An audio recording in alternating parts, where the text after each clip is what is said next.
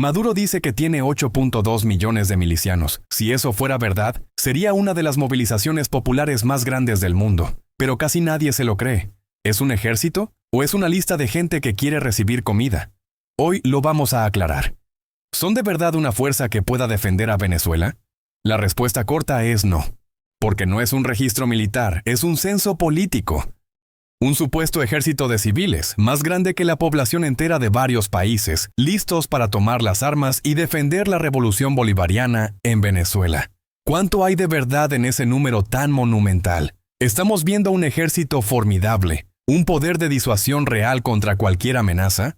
¿O es, quizás, la operación de propaganda más desesperada que ha visto América Latina en los últimos años? Hoy vamos a desglosar esa cifra. Vamos a separar los desfiles y la retórica del gobierno de la cruda realidad que se vive en las calles de Venezuela. Porque detrás del número, de los 8,2 millones, se esconde una historia mucho más compleja. Una de control social, clientelismo político y una crisis tan profunda que redefine lo que significa la palabra defensa. Sigue mirando porque en los próximos minutos te revelaré cuál es el verdadero propósito del ejército miliciano de Maduro. Para entender la audacia de la afirmación de Maduro, primero tenemos que preguntarnos ¿qué es exactamente la Milicia Nacional Bolivariana? No es un ejército como lo entendemos tradicionalmente. Sus orígenes se remontan a 2005, bajo el mandato de Hugo Chávez. Después del golpe de Estado en su contra en 2002, Chávez se obsesionó con la idea de una guerra asimétrica y la necesidad de una unión cívico-militar. Su visión era simple: crear un cuerpo de voluntarios civiles leales a la revolución, que pudieran apoyar a la Fuerza Armada Nacional Bolivariana en la defensa del país. Así nació la milicia. Al principio era solo un cuerpo de reserva.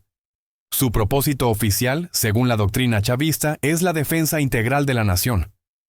Este es un concepto muy amplio, que va desde defenderse de una invasión extranjera hasta combatir amenazas internas, mantener el orden público e incluso participar en el desarrollo económico. En teoría, cualquier venezolano puede unirse voluntariamente para recibir entrenamiento y adoctrinamiento. Con los años, y sobre todo bajo Nicolás Maduro, el rol de la milicia se disparó. En 2020, a través de una reforma legal de la oficialista Asamblea Nacional Constituyente, la milicia bolivariana fue elevada de rango y se integró formalmente como un componente especial de la Fuerza Armada. Y esto no fue solo un gesto simbólico. La jugada le dio a la milicia un estatus constitucional, un marco legal para su expansión masiva.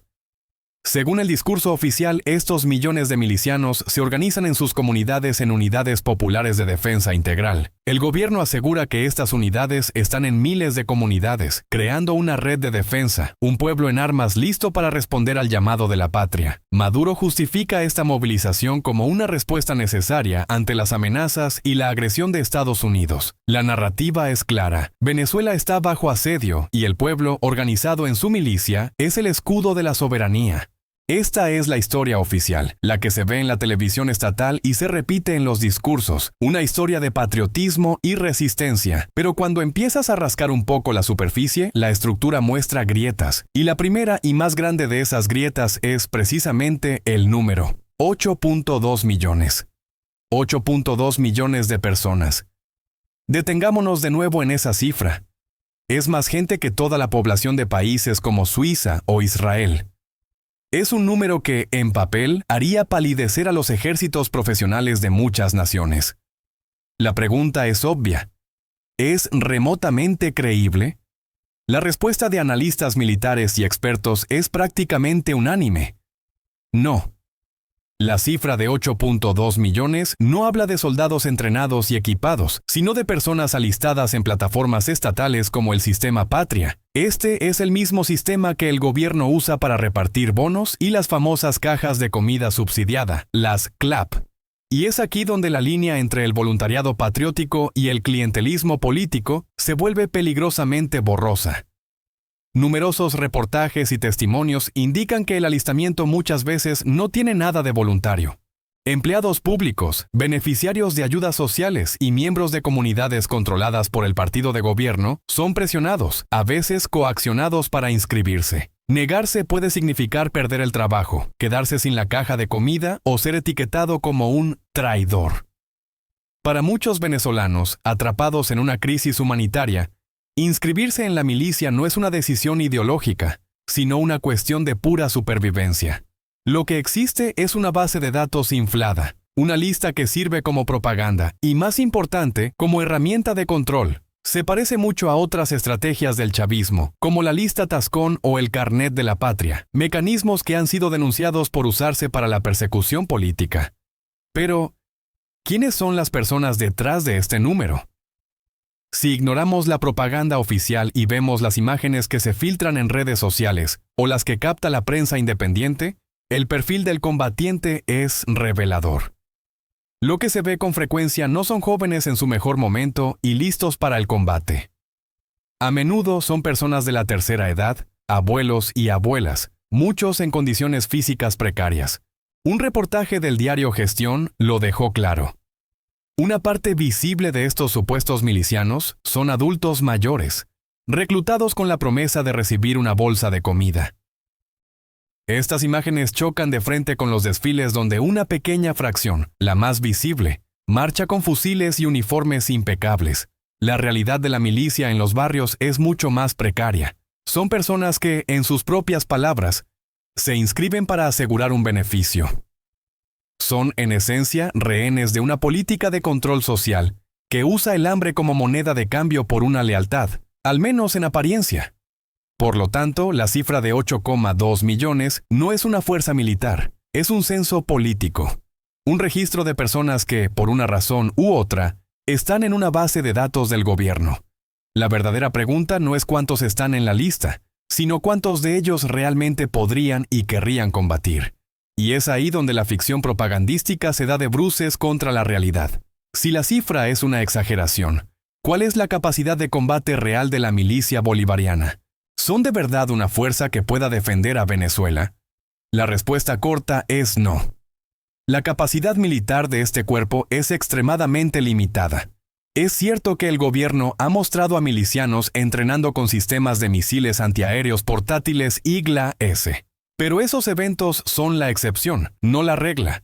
Son actos de propaganda, cuidadosamente orquestados para proyectar una imagen de poder que no existe en la realidad. La gran mayoría de los milicianos, si es que reciben algún entrenamiento, es rudimentario. Los ejercicios suelen ser esporádicos, los fines de semana, y a menudo con recursos de risa. Han circulado incontables videos de milicianos, muchos de ellos mayores, entrenando con réplicas de madera de fusiles o directamente con palos de escoba. El propio Maduro ha llegado a ordenar a la Fuerza Armada que vaya a los barrios a enseñar al pueblo a disparar, admitiendo sin querer que esa gran masa de inscritos no tiene ni la formación más básica. En cuanto al armamento, la diferencia es abismal. Mientras que el ejército profesional opera armamento moderno ruso y chino, como tanques T-72 o aviones Su-30, la milicia está al final de la cola. A los pocos que se les ve armados, a menudo llevan fusiles viejos como los FAL belgas o los Mosin Nagant de la era soviética.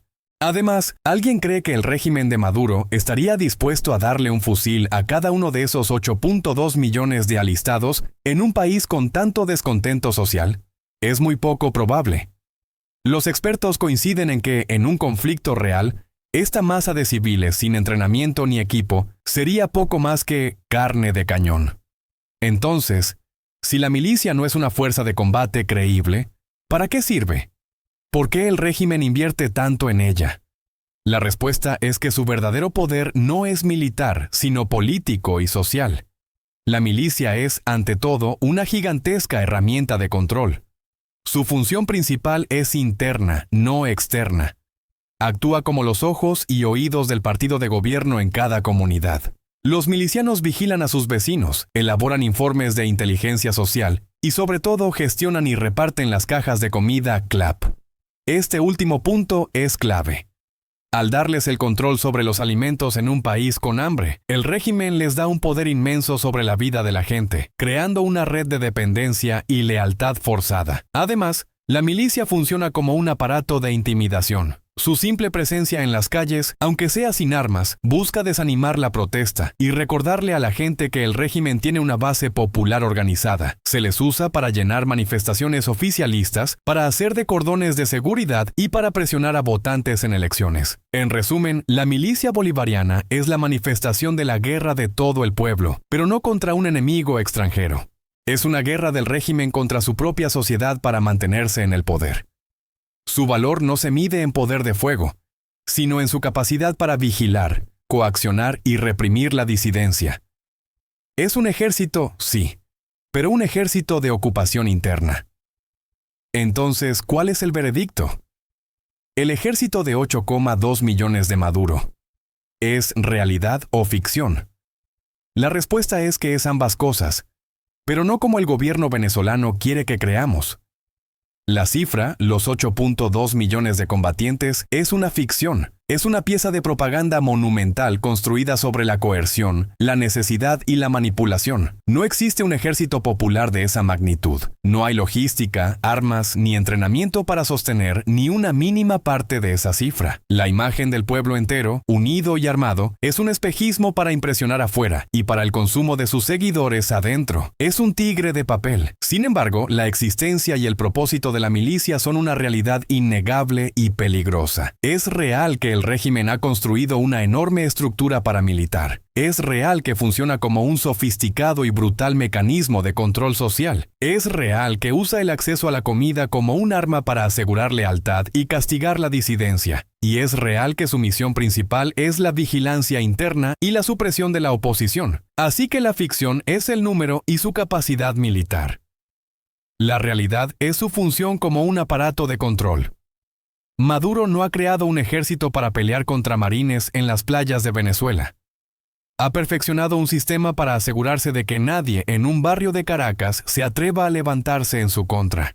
Ha convertido a vecinos en vigilantes y a la necesidad en una cadena. La milicia bolivariana no es la encarnación de la soberanía popular, sino la privatización de la represión. El peligro de la milicia no es que pueda ganar una guerra, sino su éxito en impedir que la sociedad venezolana pueda buscar un cambio pacífico. No es un ejército de defensa, es un ejército de ocupación de su propio país. La cifra es una farsa. Pero la amenaza que representa para los derechos de los venezolanos es dolorosamente real. Si este análisis te ha parecido revelador, suscríbete a nuestro canal y activa las notificaciones. Queremos seguir compartiéndote más contenido. La historia de los 8,2 millones de milicianos es una metáfora de la propia Venezuela chavista. Una fachada de poder popular que esconde una realidad de fractura social, crisis humanitaria y control autoritario. Mientras la propaganda habla de misiles, la realidad de los venezolanos es una lucha diaria por conseguir comida y medicinas. La milicia es una pieza clave para la supervivencia de Nicolás Maduro. No ganará una guerra contra una potencia extranjera, pero cada día le ayuda al régimen a ganar su guerra más importante, la que libra contra el descontento de su propio pueblo. Y ahora, te hacemos la pregunta a ti. ¿Cuál crees que es el verdadero rol de esta milicia? ¿Una estrategia de defensa legítima o la herramienta de control de una dictadura? Déjanos tu opinión en los comentarios. El debate informado es más necesario que nunca. Gracias por acompañarnos.